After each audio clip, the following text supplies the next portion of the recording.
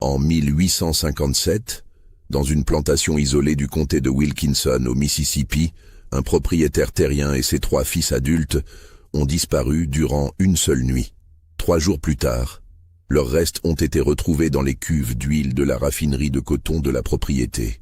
Une esclave nommée Maria a été accusée, jugée et pendue en moins d'une semaine. Mais l'histoire officielle ne raconte qu'une infime partie de ce qui s'est réellement passé dans cette maison maudite au bord de la rivière Buffalo.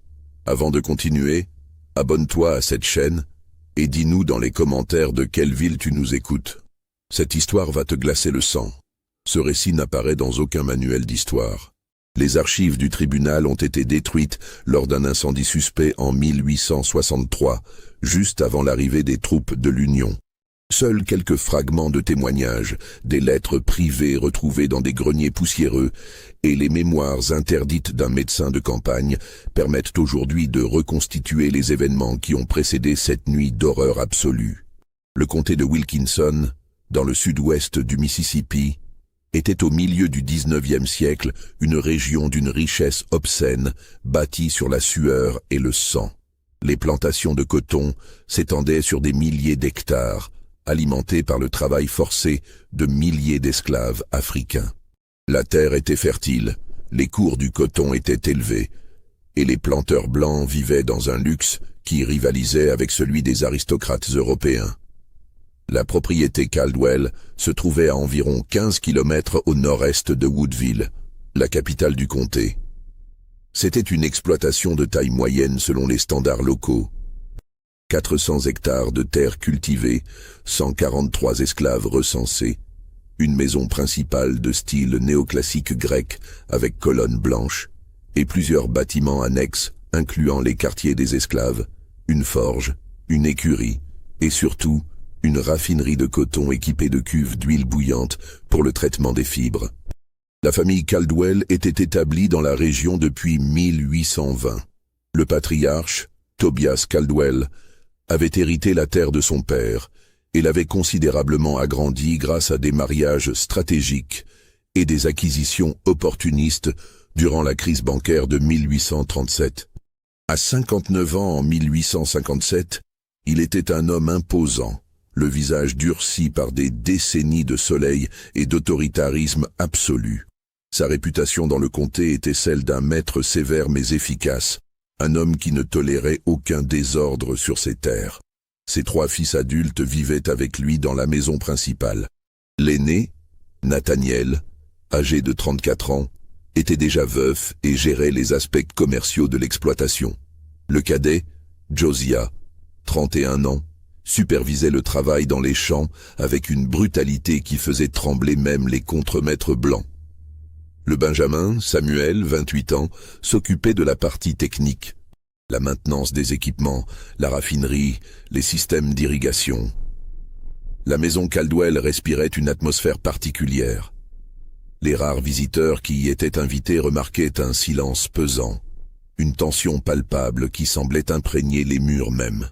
Les domestiques se déplaçaient comme des ombres, les yeux baissés, évitant tout contact visuel avec les maîtres.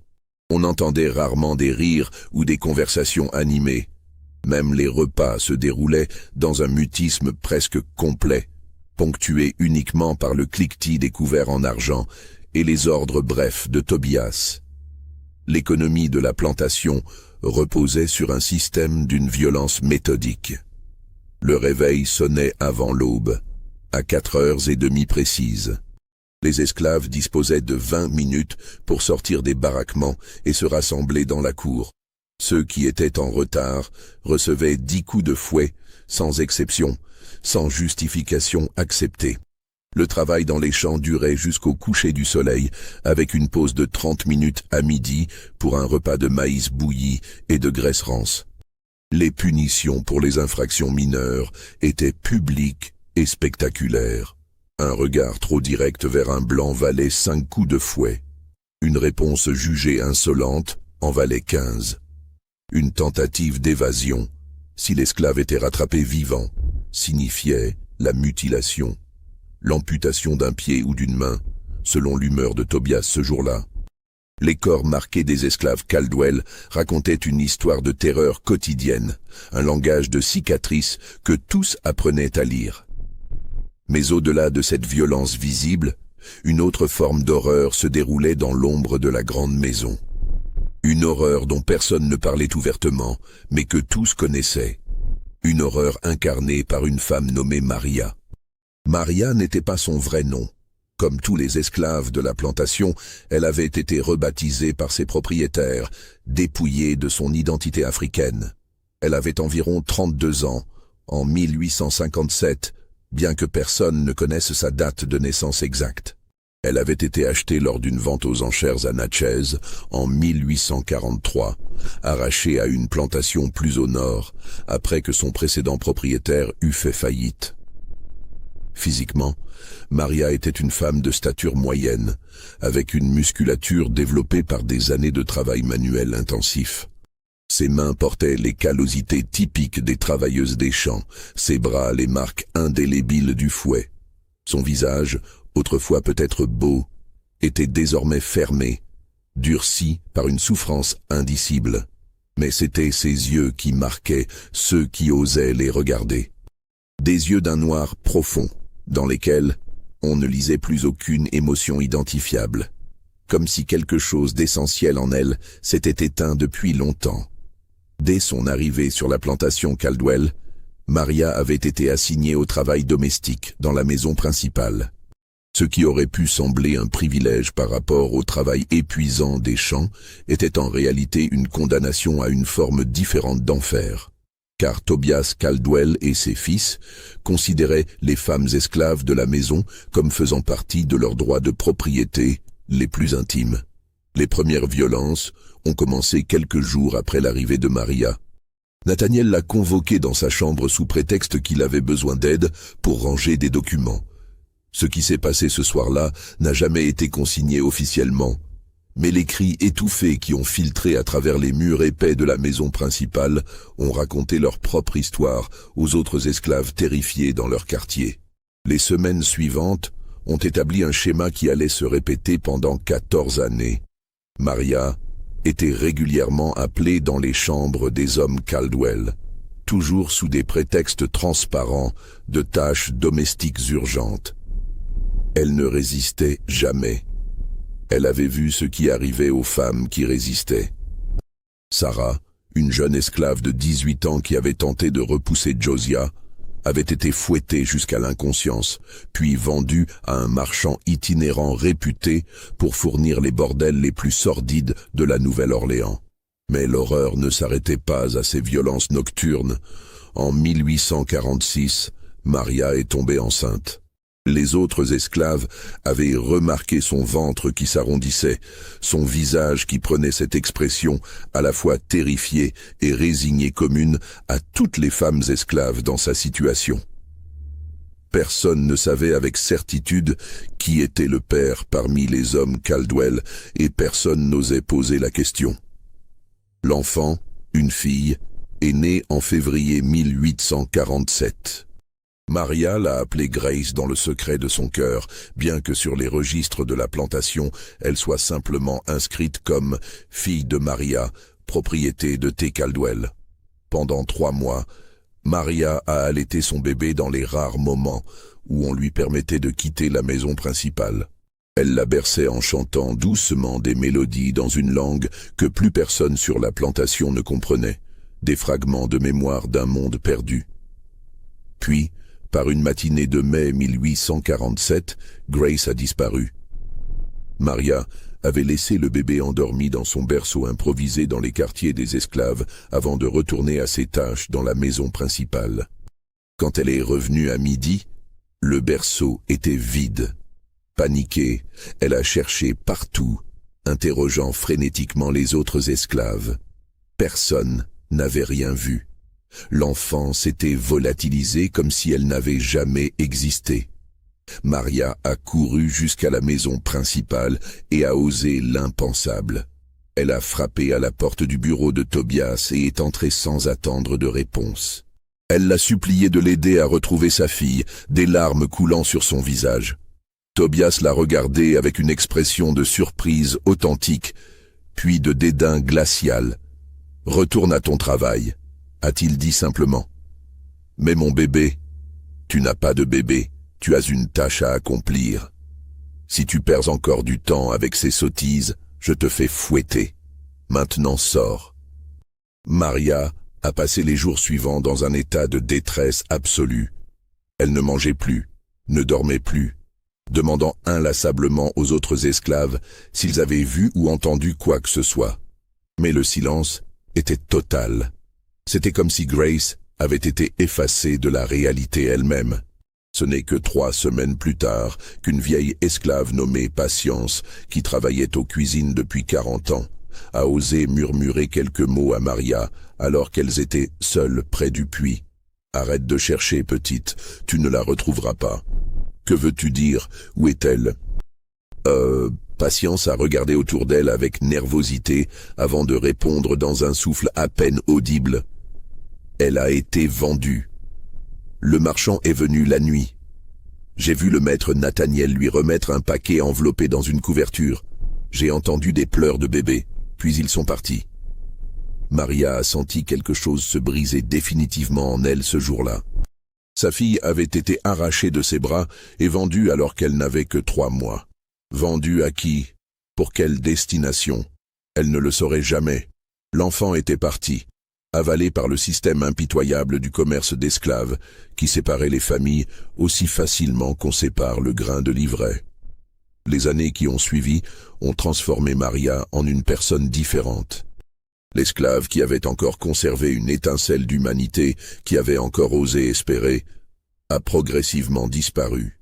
À sa place est apparue une femme de pierre, une présence silencieuse et froide qui exécutait ses tâches avec une précision mécanique, sans jamais lever les yeux, sans jamais prononcer un mot de plus que nécessaire. Les hommes Caldwell ont continué à la convoquer dans leur chambre.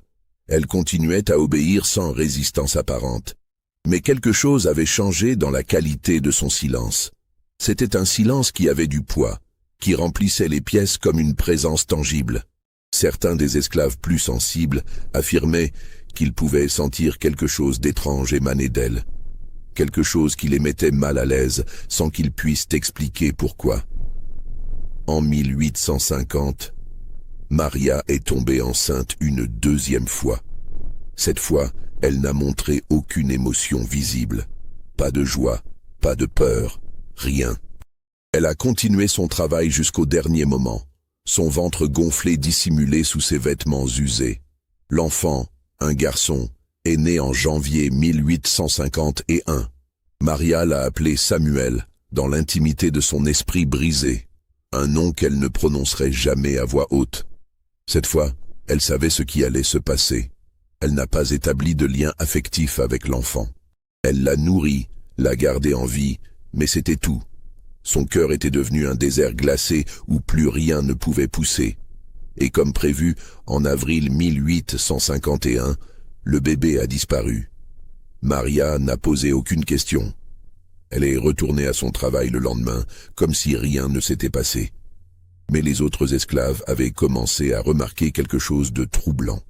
Maria s'était mise à observer. Elle regardait les hommes Caldwell avec une attention nouvelle, notant leurs habitudes, leurs routines, leurs faiblesses.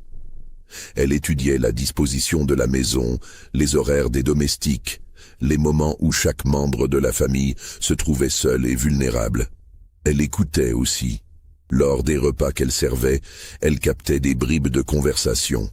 Les disputes entre Tobias et Nathaniel au sujet de la gestion financière de la plantation. Les tensions entre Josiah et Samuel concernant la maintenance des équipements. Les secrets de famille, les rancœurs enfouies, les faiblesses cachées derrière la façade d'unité patriarcale. En 1853, un incident a perturbé la routine apparemment immuable de la plantation. Un esclave nommé Daniel, un homme robuste d'une 30aine d'années qui travaillait à la forge, a été accusé d'avoir volé de la nourriture dans le garde-manger de la maison principale. La preuve était mince, quelques morceaux de pain trouvés dissimulés dans ses affaires. Mais pour Tobias, le vol était un crime impardonnable qui nécessitait un châtiment exemplaire. Daniel a été fouetté publiquement dans la cour centrale de la plantation, devant tous les esclaves rassemblés de force pour assister au spectacle. 50 coups de fouet. Josiah administrait la punition personnellement, son bras montant et descendant avec une régularité méthodique. À chaque coup, le dos de Daniel éclatait, le sang giclant en arc de cercle. Ses cris ont progressivement faibli, jusqu'à devenir de simples gémissements. Mais Josiah n'a pas arrêté à 50 coups. Il a continué. 60, 70. Le dos de Daniel n'était plus qu'une masse de chair déchiquetée. À 80 coups, il a perdu connaissance. À 90, il ne respirait presque plus. Assez, a finalement dit Tobias, qu'on le ramène au quartier. S'il survit, il reprendra le travail demain. Sinon, c'est une perte acceptable. Daniel est mort cette nuit-là, dans d'atroces souffrances, sans qu'aucun médecin ne soit appelé. Son corps a été enterré le lendemain dans le cimetière non marqué réservé aux esclaves, sans cérémonie, sans prière. Juste un trou dans la terre rouge du Mississippi, un de plus parmi des dizaines. Maria avait observé toute la scène depuis la véranda de la maison principale, où elle était en train de battre des tapis. Son visage ne montrait aucune expression, mais ses mains, agrippées aux manches du battoir, étaient devenues blanches, tant elle serrait fort. Et dans ses yeux, pour la première fois depuis des années, quelque chose a brièvement brillé. Ce n'était pas de la compassion ou de la tristesse, c'était quelque chose de plus froid, de plus dur, c'était de la haine pure et cristallisée. Les années 1854 et 55 sont passées dans une répétition monotone de violences routinières. Les saisons changeaient, le coton était planté et récolté, les esclaves mouraient et étaient remplacés par de nouveaux achats au marché de Natchez ou de la Nouvelle-Orléans. La plantation Caldwell continuait à prospérer financièrement, alimentée par la machine implacable de l'exploitation humaine. Pendant ce temps, Maria continuait son observation patiente. Elle avait remarqué que Samuel Caldwell, le Benjamin, passait beaucoup de temps à la raffinerie de coton. C'était son domaine personnel, l'endroit où il supervisait le traitement des fibres dans les grandes cuves d'huile bouillante. Il aimait expliquer le processus à ses frères, exhibant fièrement ses connaissances techniques. L'huile devait être maintenue à une température précise, assez chaude pour ramollir les fibres, mais pas assez pour les détruire. Les cuves, au nombre de 3, pouvaient contenir chacune environ 150 litres d'huile de coton. Samuel était particulièrement fier d'avoir amélioré le système de chauffage, installant une série de brasiers sous les cuves qui permettaient de maintenir l'huile à température constante pendant des heures. Le bâtiment de la raffinerie était isolé des autres structures, situé à environ 50 mètres de la maison principale, entouré de barriques d'huile brute et de balles de coton non traitées. Maria a également remarqué autre chose. Samuel avait une habitude régulière de visiter la raffinerie tard le soir, après le dîner.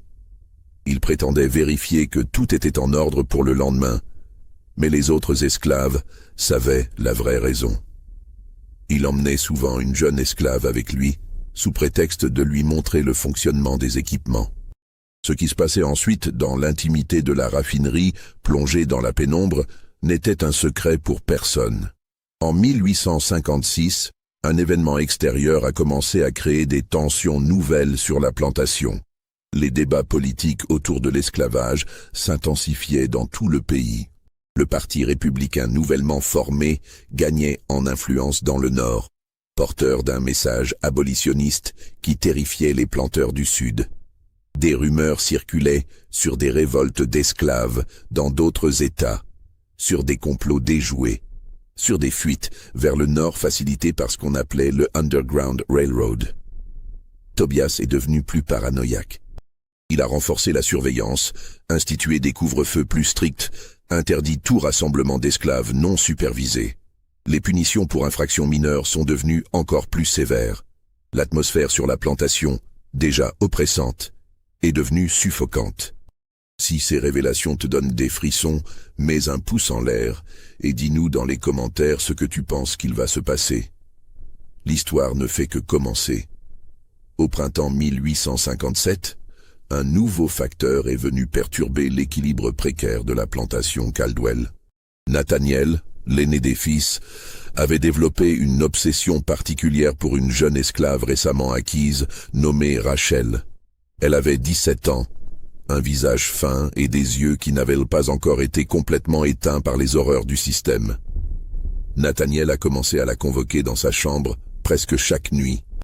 Mais contrairement à ses habitudes précédentes avec d'autres femmes esclaves, il semblait développer un attachement malsain envers Rachel. Il lui apportait des rubans, des morceaux de savon parfumés, des choses qu'une esclave n'avait normalement jamais le droit de posséder. Il insistait pour qu'elle mange mieux, qu'elle porte des vêtements moins usés. Cette attention dérangeante a créé des frictions dans la famille. Josiah accusait son frère de devenir faible, de traiter une esclave comme si elle était quelque chose de plus qu'une propriété.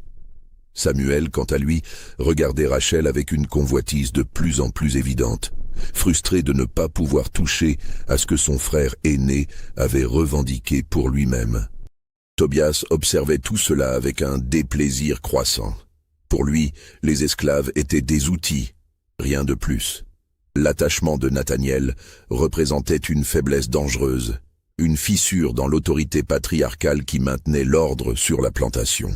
Il a convoqué son fils aîné dans son bureau par une chaude soirée de mai pour avoir une conversation franche. Les éclats de voix ont filtré à travers les murs épais. Maria, qui servait le café dans le salon adjacent, pouvait entendre presque chaque mot. « Tu te comportes comme un adolescent stupide !» criait Tobias. « Cette fille n'est rien, elle est un investissement de $400, pas plus. »« Tu ne comprends pas », répondait Nathaniel avec une passion inhabituelle chez lui. « Rachel est différente, elle est intelligente, sensible. Elle est une esclave, une propriété. Si tu veux une femme dans ta vie, marie-toi avec une fille respectable de bonne famille. Mais n'insulte pas notre nom en développant des sentiments pour une négresse. » Le silence qui a suivi était lourd de menaces. Puis la voix de Tobias a repris, plus calme mais infiniment plus dangereuse. « Je vais régler ce problème. La fille sera vendue la semaine prochaine. J'ai déjà contacté un marchand. »« Non, tu n'as pas le droit. J'ai tous les droits. C'est ma propriété et ma décision. La conversation est terminée. » Maria a entendu Nathaniel sortir en trombe du bureau, claquer la porte si fort que les cadres sur les murs ont tremblé.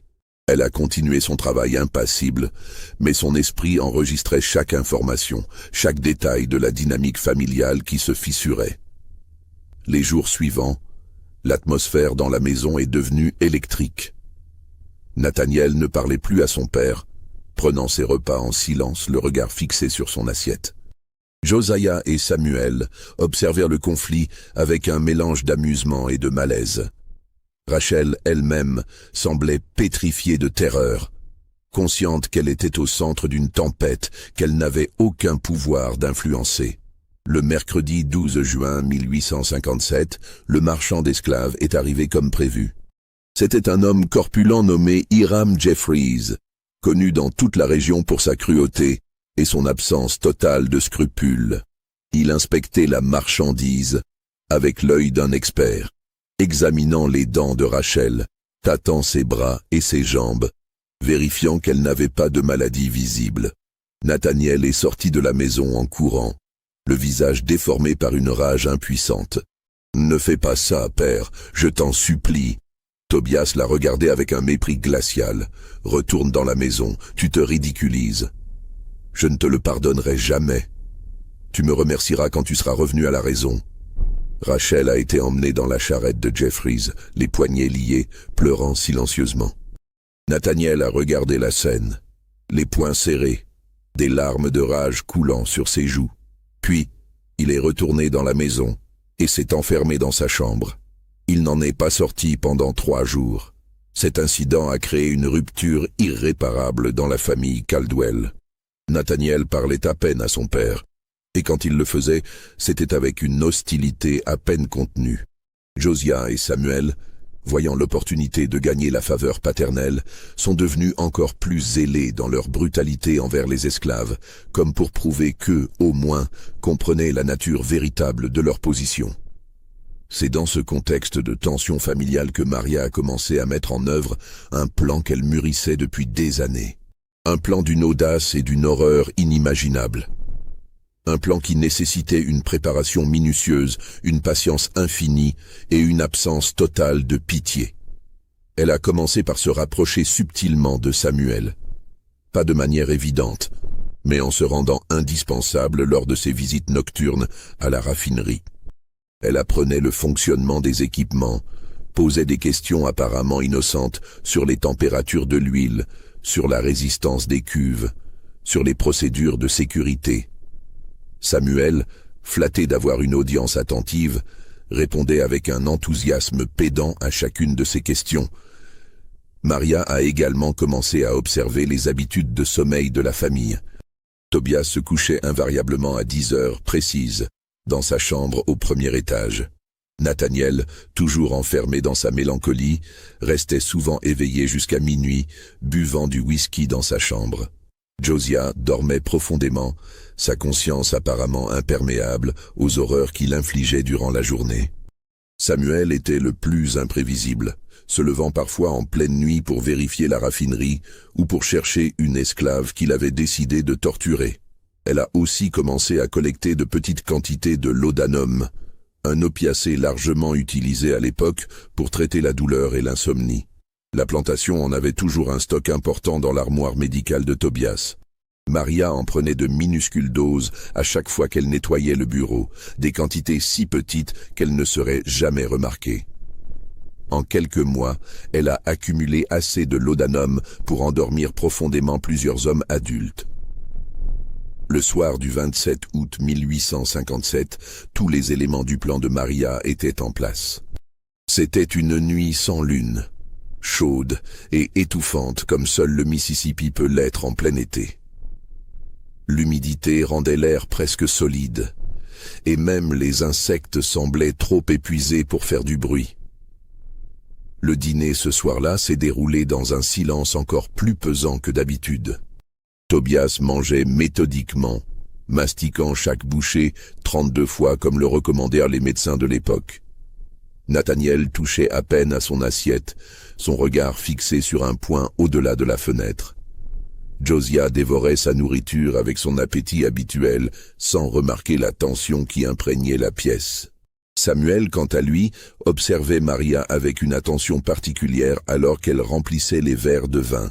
Maria avait versé le laudanum dans la carafe de vin rouge avant de la porter à table. C'était un risque calculé. Elle savait que Tobias buvait toujours exactement 2 verres à chaque repas, pas plus.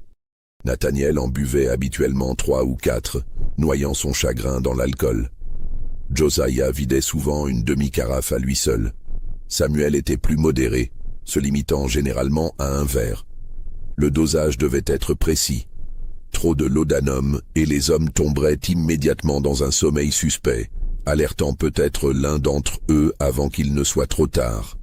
Trop peu et ils resteraient conscients, capables de résister.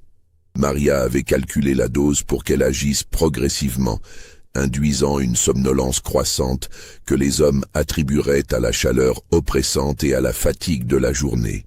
Le repas s'est terminé sans incident apparent. Les hommes se sont retirés dans leurs chambres respectives comme ils le faisaient chaque soir. Maria a débarrassé la table avec l'aide de 2 autres esclaves domestiques, Esther et Ruth. Elle a lavé la vaisselle, rangé la cuisine, accompli toutes ses tâches habituelles avec la même précision mécanique que d'ordinaire. À 9 heures, Esther et Ruth sont retournées au quartier des esclaves. Maria est restée seule dans la maison principale, comme c'était souvent le cas. Elle était censée effectuer les dernières vérifications avant de se retirer elle aussi, s'assurant que tous les feux étaient éteints, que les portes étaient verrouillées. Elle a attendu. Elle s'est assise dans la cuisine plongée dans l'obscurité, ses mains posées à plat sur la table de bois usée, et elle a attendu. Les minutes s'écoulaient avec une lenteur atroce. Elle pouvait entendre les bruits normaux de la maison qui se prépare pour la nuit. Des pas à l'étage, le grincement d'un lit, le murmure d'une prière que Tobias récitait invariablement avant de dormir. Puis, progressivement, le silence s'est installé. Un silence différent du silence habituel, plus profond, plus complet. Le silence d'une maison où tous les habitants sont plongés dans un sommeil artificiel et profond. À 10h30, Maria s'est levée. Elle a monté lentement les escaliers, testant chaque marche pour éviter les craquements. Elle est allée d'abord à la chambre de Tobias. La porte était entr'ouverte. Elle est entrée silencieusement et s'est approchée du lit. Tobias ronflait doucement, sa respiration régulière et profonde. Maria l'a observé pendant un long moment. Cet homme qui avait possédé son corps pendant 14 ans, qui lui avait arraché 2 enfants, qui avait fait de sa vie un enfer quotidien. Il semblait presque paisible dans son sommeil, son visage détendu, vulnérable. Elle n'a ressenti aucune pitié, aucune hésitation. Elle a simplement enregistré qu'il était bien endormi et a continué sa tournée. Chambre de Nathaniel. Endormi, le visage tourné vers le mur. Chambre de Josiah. Endormi, ronflant bruyamment. Chambre de Samuel. Endormi, une main pendant hors du lit. Tous les 4 étaient exactement où elle avait besoin qu'ils soient. Maria est redescendue à la cuisine. Elle a pris le couteau de boucher le plus grand, celui qu'on utilisait pour découper les cochons lors des abattages. Puis elle est retournée à la chambre de Tobias. Ce qui s'est passé ensuite, je dois le raconter avec précision car c'est au cœur du mystère qui entoure cette histoire. Maria n'a pas tué Tobias dans son lit, elle ne l'a même pas blessé. À la place, elle lui a attaché les poignets avec une corde solide qu'elle avait apportée. Elle a fait de même avec ses chevilles. Puis, avec une force surprenante, elle l'a traîné hors du lit. Tobias a grogné dans son sommeil, mais ne s'est pas réveillé. Le laudanum faisait son travail.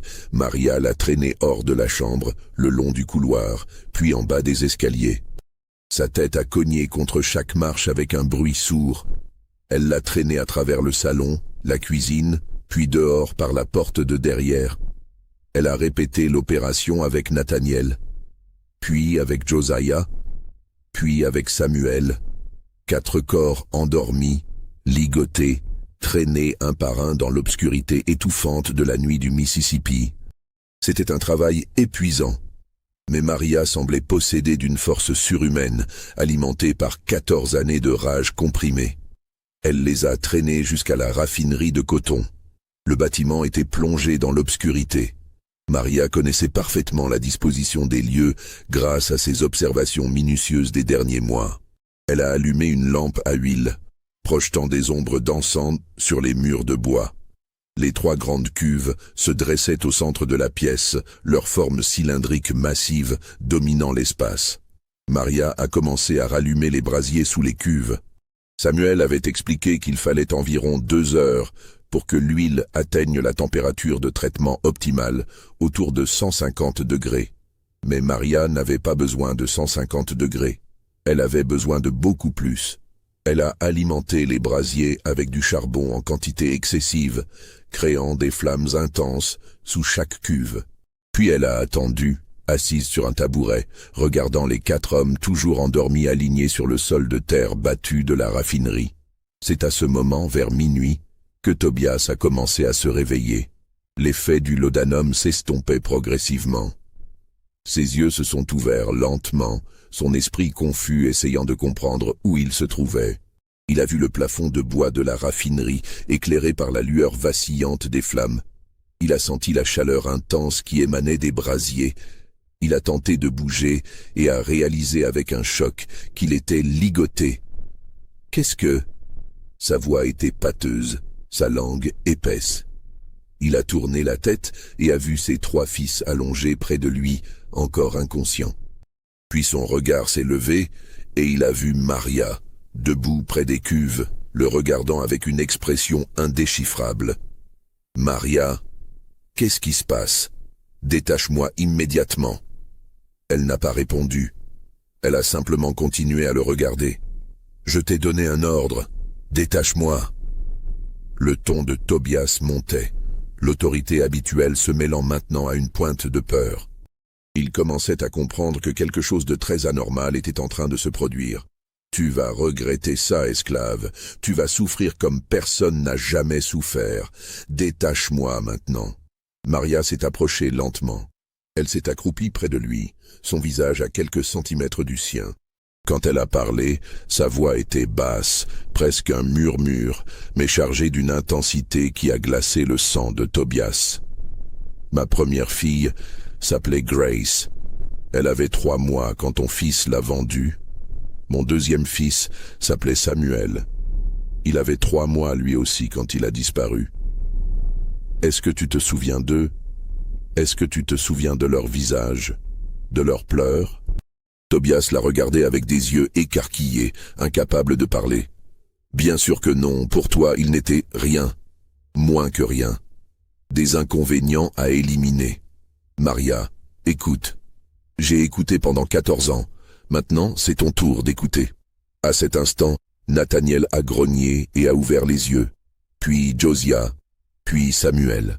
Les 4 hommes Caldwell étaient maintenant conscients, ligotés sur le sol, commençant à réaliser l'horreur de leur situation. « Qu'est-ce que tu fais, négresse ?» a hurlé Josiah, sa voix pleine de rage et de peur. « Tu es morte, tu entends, morte !» Maria s'est levée et est retournée près des cuves. La chaleur était maintenant intense.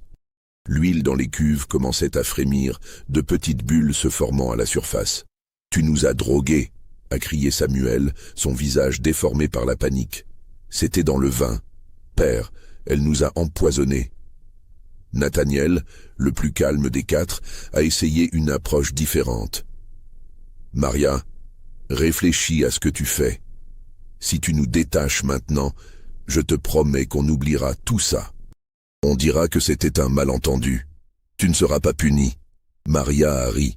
C'était un son horrible, sans joie, qui a fait frissonner même ces hommes habitués à la violence. Un malentendu? 14 années de viol sont un malentendu? Le meurtre de mes enfants est un malentendu? Ils n'ont pas été tués, a protesté Tobias. Ils ont été vendus. C'est différent. Oh, pour moi, c'est la même chose. Pour une mère, c'est pire qu'un meurtre. Car je ne sais pas où ils sont, s'ils souffrent, s'ils sont vivants ou morts. Je ne le saurai jamais. Les 4 hommes ont commencé à se débattre furieusement contre leurs liens, réalisant que leurs paroles n'auraient aucun effet.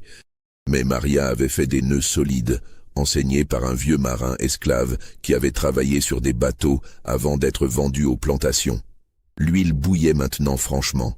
Des bulles éclataient à la surface, libérant de la vapeur qui montait vers le plafond. La température dans la raffinerie était devenue presque insupportable. Maria s'est approchée de Samuel en premier. C'était une décision calculée. Samuel était le plus petit, le plus léger des 4. Elle pourrait le gérer seule. Elle l'a traîné jusqu'à la première cuve, ses pieds laissant des traces dans la poussière du sol. Non, non, s'il te plaît. Samuel hurlait maintenant sans retenue, sa voix devenue aiguë de terreur. Je suis désolé pour tout. S'il te plaît. Tu es désolé, a répété Maria sans émotion. Tu es désolé maintenant que tu vas mourir. Mais tu n'étais pas désolé quand tu prenais ce qui ne t'appartenait pas, quand tu détruisais des vies par plaisir. Elle a trouvé une échelle de bois contre le mur, celle que les ouvriers utilisaient pour vérifier le niveau d'huile dans les cuves. Elle l'a positionnée contre la première cuve. Puis, avec une force qui semblait défier les lois de la nature, elle a commencé à hisser Samuel ligoté le long de l'échelle. Les 3 autres hommes hurlaient maintenant, se tordant dans leurs liens, leurs voix se mélangeant en un chœur de terreur.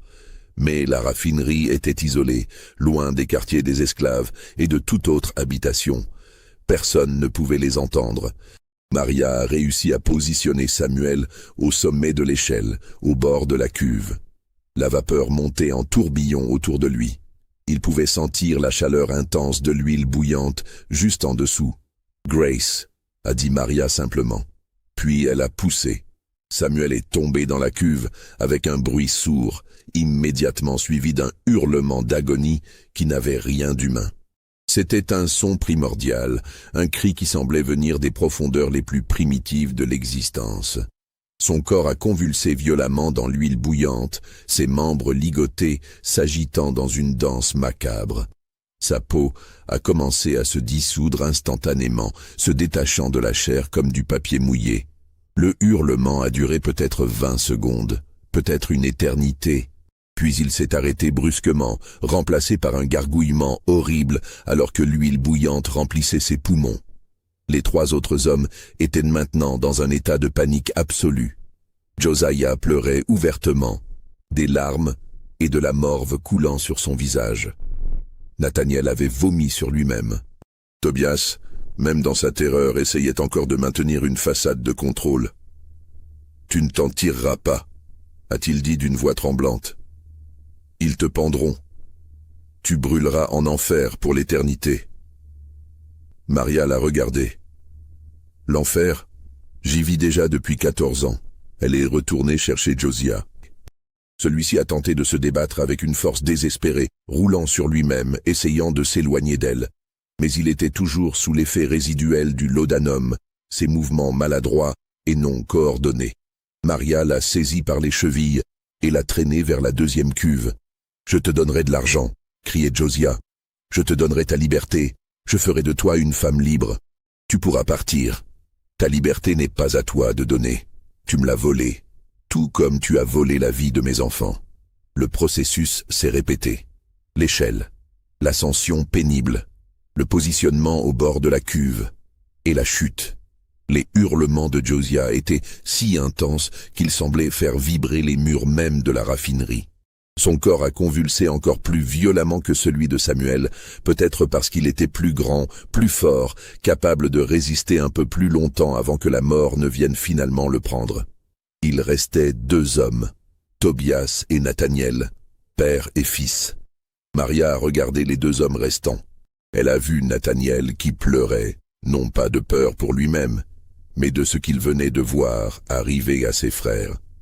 Il y avait quelque chose dans son regard qui ressemblait presque à de la compréhension, à de la résignation. Tobias, en revanche, la regardait avec une haine pure. Même face à une mort certaine et atroce, il ne montrait aucun remords, aucune compréhension de ce qu'il avait fait. Pour lui, jusqu'à la fin, Maria n'était qu'une propriété qui avait osé se rebeller contre son ordre naturel. « Toi, en premier », a dit Maria en se dirigeant vers Tobias. Il a craché vers elle. « Va au diable, négresse !» Maria l'a traîné vers la 3e cuve. Elle était plus petite que les autres, mais l'huile y était peut-être encore plus chaude, ayant bouilli plus longtemps. Des bulles violentes éclataient à sa surface, projetant de minuscules gouttelettes d'huile brûlante dans l'air. Hisser Tobias a été plus difficile. Il était lourd, son corps alourdi par des années de bonne nourriture et de vie sédentaire. Mais la rage de Maria lui donnait une force qui dépassait les limites normales du corps humain. Elle l'a fait monter marche après marche, insensible à ses insultes et ses menaces. Au sommet de l'échelle, elle a fait une pause. Elle a regardé Tobias dans les yeux une dernière fois. « C'est pour Grace, pour Samuel, pour Rachel, pour Daniel, pour tous ceux que tu as brisés. Je te maudis, » a sifflé Tobias. « Je te maudis, toi et tous ceux de ta race, jusqu'à la fin des temps. » Maria a souri. C'était un sourire terrible, vide de toute humanité. « Nous sommes déjà maudits, tu nous as maudits il y a longtemps. Maintenant, descends en enfer et découvre si tes péchés y trouvent accueil. » Elle l'a poussé. Le hurlement de Tobias a semblé durer plus longtemps que ceux de ses fils, comme si même la mort refusait de le prendre facilement. Son corps s'est tordu dans l'huile bouillante, sa chair se désintégrant, révélant l'os blanc en dessous. Ses yeux ont littéralement explosé dans leurs orbites sous l'effet de la chaleur extrême. Ses cheveux ont pris feu, créant une couronne de flammes autour de ce qui restait de sa tête. Puis, finalement, il s'est immobilisé. Le silence est revenu dans la raffinerie, brisé seulement par le bouillonnement constant de l'huile et le crépitement des brasiers. Maria est redescendue de l'échelle. Elle s'est approchée de Nathaniel, le dernier survivant. Nathaniel ne pleurait plus. Il regardait Maria avec une expression étrange, un mélange de peur et de quelque chose d'autre, de la compréhension peut-être, ou de l'acceptation. « Je sais que rien de ce que je peux dire ne changera ton intention, » a-t-il dit doucement. « Mais je veux que tu saches que j'ai aimé Rachel, vraiment aimé. C'était la première fois que je ressentais quelque chose de vrai pour quelqu'un. Maria s'est accroupie près de lui. Tu l'as aimée? Tu as aimé une femme que tu possédais, que tu pouvais violer à volonté, que ton père a vendue comme du bétail. Tu appelles ça de l'amour? C'était tout ce que je connaissais de l'amour. Dans cette maison, dans cette vie, c'était tout ce qui nous était permis. Et mes enfants? Les as-tu aimés aussi quand tu les as fait disparaître? Nathaniel a baissé les yeux. Je suis désolé. Je suis vraiment désolé. J'étais un lâche. Je savais que c'était mal, mais je n'ai rien fait pour l'empêcher. Ton remords vient trop tard. Je sais. Maria l'a regardé pendant un long moment. Puis elle a fait quelque chose d'inattendu. Elle a sorti son couteau et a coupé les liens de Nathaniel. « Qu'est-ce que tu fais » a-t-il demandé confus. « Je te donne un choix que tu ne m'as jamais donné. Tu peux essayer de fuir. Tu peux essayer de te battre. Ou tu peux accepter ton sort avec dignité. » Nathaniel s'est frotté les poignets, rétablissant la circulation. Il a regardé la porte de la raffinerie, puis les cuves fumantes, puis Maria. « Si je fuis, tu alerteras tout le comté, ils me traqueront. Je serai pendu de toute façon, mais lentement, publiquement, comme exemple. Probablement. Et si je me bats contre toi, je te tuerai. Peut-être pas facilement, mais je te tuerai. » Nathaniel a hoché la tête. Il s'est levé lentement, testant ses jambes tremblantes. Puis il a fait quelque chose qui a surpris même Maria. Il s'est dirigé vers l'échelle appuyée contre la première cuve, celle où Samuel était mort. « Qu'est-ce que tu fais » a demandé Maria. « Je choisis la troisième option, la dignité. » Il a commencé à grimper l'échelle. Maria ne l'a pas arrêté.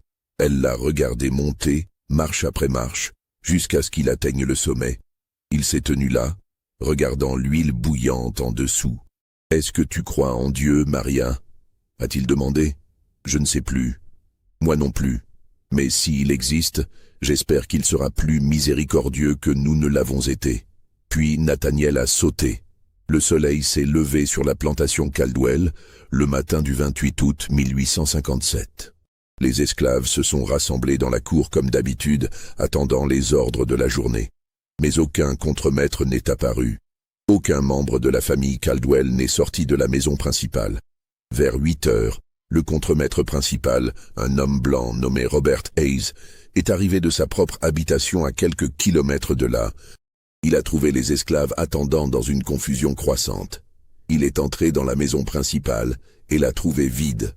Les lits défaits, mais personne. C'est Esther, l'esclave domestique, qui a finalement découvert où se trouvaient les maîtres. Elle était allée à la raffinerie pour chercher des chiffons propres et avait trouvé la porte ouverte. Ce qu'elle a vu à l'intérieur l'a fait hurler si fort qu'on l'a entendu jusqu'aux champs les plus éloignés. Hayes a couru vers la raffinerie et est entré. Il est ressorti 30 secondes plus tard et a vomi violemment dans la poussière. Puis il a couru jusqu'à son cheval et a galopé vers Woodville pour alerter les autorités. Le shérif Benjamin Curtis est arrivé 2 heures plus tard avec 4 adjoints. Ce qu'ils ont trouvé dans la raffinerie a choqué même ces hommes habitués à la violence brutale de l'époque. Les 3 cuves contenaient les restes partiellement dissous de 4 corps humains. L'huile bouillante avait continué son travail toute la nuit, réduisant la chair et même une partie des os en une bouillie méconnaissable. L'identification n'a été possible que grâce à des fragments de vêtements et à une bague que Tobias portait toujours. L'enquête qui a suivi a été brève et brutale. Maria a été immédiatement identifiée comme la coupable principale. Elle n'a pas essayé de fuir. En fait, elle a été trouvée assise tranquillement dans les quartiers des esclaves, attendant apparemment qu'on vienne la chercher. Lors de son interrogatoire, elle a tout avoué avec un calme déconcertant. Elle a décrit chaque étape de son plan, chaque détail de l'exécution. Elle n'a montré aucun remords, aucune émotion particulière. Le shérif Curtis, dans son rapport officiel, a écrit qu'elle parlait comme si elle récitait une recette de cuisine, plutôt que de décrire 4 meurtres. Le procès a eu lieu 3 jours plus tard. Il a duré moins de 2 heures. Le juge, un homme nommé Horace Pemberton, était un ami personnel de Tobias Caldwell. Le verdict était couru d'avance. Maria a été déclarée coupable de 4 chefs d'accusation de meurtre au 1er degré. La sentence, pendaison immédiate. Mais avant l'exécution, quelque chose d'étrange s'est produit. Le révérend local, un homme nommé Jeremiah Ward, a demandé la permission de voir Maria dans sa cellule. Il voulait entendre sa confession, offrir une dernière chance de rédemption. Leur conversation n'a jamais été officiellement rapportée, mais le révérend Ward, dans une lettre privée à sa sœur qui a été retrouvée des décennies plus tard, a écrit quelque chose de troublant. « J'ai parlé avec la négresse Maria aujourd'hui. J'espérais trouver une âme tourmentée, cherchant le pardon divin. Au lieu de cela, j'ai rencontré quelque chose qui m'a glacé jusqu'à l'os. Elle n'a montré aucun remords pour ses actes. Quand je lui ai parlé de l'enfer qui l'attendait, elle a ri et m'a dit que l'enfer était un luxe comparé à ce qu'elle avait vécu. Quand je lui ai demandé si elle regrettait d'avoir tué ces hommes, elle m'a regardé dans les yeux et m'a dit « Mon seul regret est de ne pas l'avoir fait plus tôt. Que Dieu nous aide, car j'ai peur que ce ne soit pas la fin, mais le début de quelque chose de terrible. » Maria a été pendue le 1er septembre 1857 sur la place publique de Woodville. Plus de 300 personnes sont venues assister à l'exécution. La plus grande foule jamais rassemblée dans l'histoire de la ville pour un tel événement. Beaucoup voulaient voir la négresse démoniaque recevoir son châtiment. D'autres, parmi les esclaves forcés d'assister, regardaient avec des émotions bien différentes. Juste avant que la trappe ne s'ouvre, le shérif Curtis a demandé à Maria si elle avait des dernières paroles. Selon plusieurs témoins, elle a regardé la foule silencieuse et a dit simplement « Je ne suis ni la première ni la dernière. Le sang appelle le sang. » Puis, la trappe s'est ouverte et Maria est morte. Mais l'histoire ne s'est pas terminée là. Des événements étranges ont commencé à se produire dans les semaines et mois suivants. La plantation Caldwell, sans propriétaire direct, est tombée dans un vide juridique. Des parents éloignés ont revendiqué l'héritage, mais personne ne voulait vraiment y vivre. Les esclaves ont été vendus par lot à d'autres planteurs de la région, dispersant les témoins potentiels. Le contremaître Hayes a tenté de maintenir la plantation en activité pendant quelques mois, mais il a progressivement sombré dans l'alcoolisme. Il racontait à qui voulait l'entendre qu'il entendait des cris la nuit venant de la raffinerie, même si celle-ci avait été condamnée et verrouillée. Il est mort en février 1858 d'une cirrhose du foie. Le juge Pemberton a perdu son fils aîné dans un accident de chasse mystérieux en mars 1858. Son deuxième fils s'est noyé dans la rivière Buffalo en mai de la même année. Les gens ont commencé à murmurer sur une malédiction. Le révérend Ward a quitté Woodville en juillet 1858 et n'y est jamais revenu. Dans ses dernières prédications avant son départ, il parlait de manière obsessionnelle sur les péchés des pères retombant sur les fils, sur les dettes qui doivent être payées, sur la justice divine qui vient toujours, même si elle vient tard. La maison principale Caldwell a brûlé en octobre 1858. L'incendie a été attribué à la foudre, mais il n'y avait pas d'orage cette nuit-là. Les ruines sont restées debout pendant des années, un squelette noirci qui rappelait à tout ce qui s'était passé. La raffinerie n'a jamais été démolie. Elle est restée là, abandonnée, évitée par tous. Les esclaves qui travaillaient encore sur les plantations voisines refusaient de passer près d'elle après la tombée de la nuit.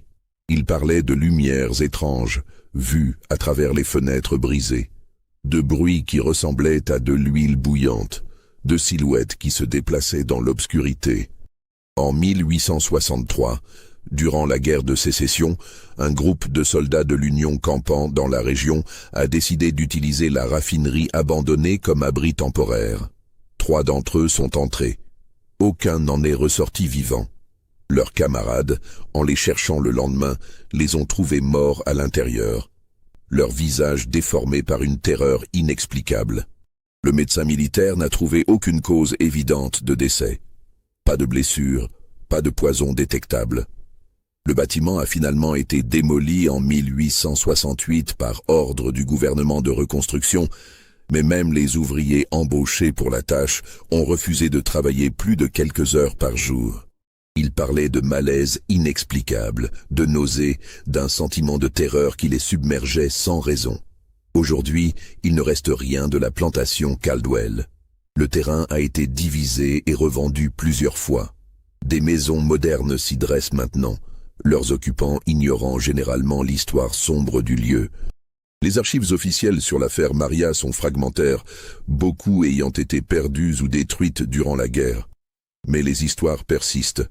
Les vieilles familles de la région, tant blanches que noires, connaissent encore des versions de l'histoire, transmises de génération en génération.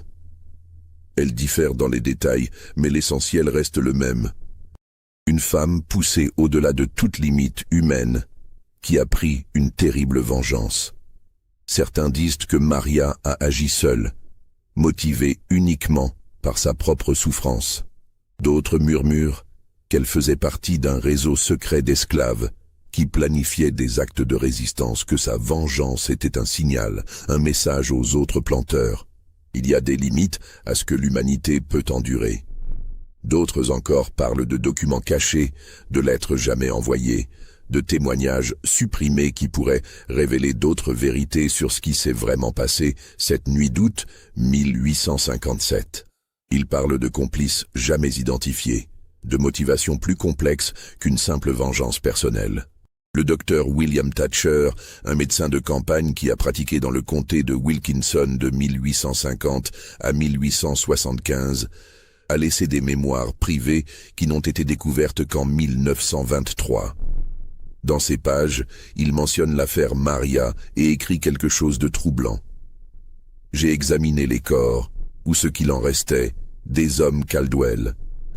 L'huile avait fait son œuvre horrible, dissolvant la chair, mais certains os étaient encore identifiables. Ce qui m'a frappé, ce qui me hante encore après toutes ces années, c'est l'expression figée sur ce qui restait des crânes. J'ai vu beaucoup de morts dans ma carrière, des morts violentes, terrifiantes. Mais je n'ai jamais vu une expression de terreur aussi absolue que celle fixée sur ces restes, comme s'ils avaient vu quelque chose au-delà de l'horreur physique, quelque chose qui avait brisé leur esprit avant que leur corps ne soit détruit. » Il continue. « J'ai aussi parlé avec plusieurs esclaves de la plantation dans les jours qui ont suivi, officieusement bien sûr. Beaucoup refusaient de parler du tout. Mais une vieille femme nommée Patience m'a murmuré quelque chose que je n'oublierai jamais. Elle a dit « Maria n'était pas seule cette nuit-là. Il y avait d'autres présences dans cette raffinerie, des présences qui attendaient depuis longtemps. » Quand je lui ai demandé ce qu'elle voulait dire, elle a simplement secoué la tête et refusé de dire un mot de plus. Ces fragments de témoignages, ces histoires qui persistent, ces zones d'ombre dans le récit officiel, tout cela contribue au mystère qui entoure l'affaire Maria. Qu'est-ce qui s'est réellement passé cette nuit-là? Était-ce simplement la vengeance désespérée d'une femme brisée par des années de torture? Ou y avait-il quelque chose de plus profond, de plus complexe? Les historiens ont longtemps débattu de ces questions. Certains voient dans l'histoire de Maria un exemple tragique mais simple de la violence inhérente au système esclavagiste. D'autres y voient un acte de résistance consciente et planifié, un moment où une victime du système a retourné sa violence contre ses oppresseurs avec une efficacité terrifiante. Mais il y a aussi ceux qui remarquent les éléments étranges de l'histoire. Comment Maria, une seule femme, a-t-elle pu traîner 4 hommes adultes sur une distance considérable? Comment a-t-elle eu la force physique de les hisser le long des échelles jusqu'aux cuves? Comment a-t-elle su exactement la dose de laudanum nécessaire pour les endormir sans les tuer? Ces questions restent sans réponse. Les archives sont incomplètes. Les témoins sont morts depuis longtemps, et la vérité, si elle existe, est enfouie sous plus d'un siècle et demi de silence et d'oubli. Ce qui est certain, c'est que l'histoire de Maria est devenue une légende dans le folklore du Mississippi. Elle est racontée lors des veillées, murmurée entre amis, transmise comme un avertissement ou comme une inspiration, selon celui qui la raconte. Pour certains, elle est un monstre, une femme qui a perdu toute humanité et s'est transformée en quelque chose de démoniaque. Pour d'autres, elle est une héroïne tragique, une femme qui a osé se dresser contre un système implacable, même si cela signifiait sa propre destruction. La vérité, comme toujours, est probablement quelque part entre ces extrêmes. Maria était une femme, ni sainte ni démon, poussée par des circonstances inimaginables à commettre des actes inimaginables. Elle était à la fois victime et bourreau, brisée et terriblement forte, désespérée et méthodiquement calculatrice. Son histoire nous force à confronter des questions inconfortables sur la nature humaine, sur les limites de l'endurance, sur ce que nous sommes capables de faire quand tout nous est arraché. Elle nous rappelle que derrière chaque système d'oppression se cachent des milliers d'histoires individuelles de souffrance, de résistance, de moments où l'humanité elle-même semble se briser. Et peut-être, dans l'obscurité de cette raffinerie abandonnée, dans le bouillonnement de cette huile mortelle, dans les hurlements de ces hommes mourants, se trouve quelque chose d'essentiel sur l'histoire humaine elle-même, quelque chose que nous préférerions oublier, mais que nous devons nous forcer à nous rappeler. Car l'histoire de Maria n'est pas seulement son histoire. C'est l'histoire de milliers de femmes et d'hommes réduits en esclavage, qui ont souffert en silence. C'est l'histoire d'un système qui transformait les êtres humains en propriétés, qui brisait les familles, qui détruisait les âmes. C'est l'histoire de la violence qui engendre la violence, du sang qui appelle le sang. Et c'est une histoire qui n'est jamais vraiment terminée. Les fantômes du passé hantent encore le présent. Les injustices d'autrefois résonnent encore aujourd'hui. Les leçons non apprises continuent à nous échapper. Dans les nuits chaudes et humides du Mississippi, quand le vent souffle à travers les champs de coton et les ruines cachées, certains jurent qu'ils peuvent encore entendre quelque chose. Pas des hurlements, plus maintenant, mais un murmure constant et insistant, comme le bouillonnement de l'huile qui ne s'arrête jamais. Et dans ce murmure, si on écoute attentivement, on peut peut-être entendre les voix de tous ceux qui ont souffert, qui ont résisté, qui ont été brisés, mais n'ont jamais été complètement détruits. Toutes ces voix mêlées ensemble, racontant des histoires que l'histoire officielle a essayé d'effacer. L'histoire de Maria est l'une de ces voix. Horrible, oui. Dérangeante, certainement. Mais aussi peut-être nécessaire. Car tant que nous nous souviendrons de ces histoires, tant que nous les raconterons malgré l'inconfort qu'elles provoquent, il y a une chance, aussi mince soit-elle, que nous puissions apprendre, que nous puissions comprendre, que nous puissions peut-être éviter de répéter les mêmes horreurs, ou peut-être pas. Peut-être que ces histoires sont simplement des témoignages, des marqueurs laissés dans le temps pour dire « Ceci est arrivé, des gens ont souffert ici, des vies ont été détruites ici. Ne l'oubliez jamais. Cette histoire t'a glacé le sang ? Crois-tu que tout a vraiment été révélé cette nuit-là dans la raffinerie ? Dis-nous ce que tu en penses dans les commentaires. Abonne-toi à la chaîne et partage cette histoire avec ceux qui, comme toi, cherchent les mystères sombres cachés dans les plis de l'histoire. Car parfois, la vérité est plus terrifiante que n'importe quelle fiction. La nuit tombe sur le comté de Wilkinson. Les lumières s'allument dans les maisons modernes construites sur une terre qui a vu tant de souffrances. Les gens rentrent chez eux, inconscients des histoires qui dorment sous leurs pieds. Ils dînent, regardent la télévision, mettent leurs enfants au lit. Et quelque part, dans un coin oublié de la mémoire collective, l'histoire de Maria continue à exister, attendant d'être racontée encore une fois, attendant que quelqu'un écoute, attendant que les leçons qu'elle contient soient enfin apprises. Si elles peuvent l'être, si nous le voulons vraiment, si nous osons regarder dans l'abîme et accepter ce que nous y voyons reflété.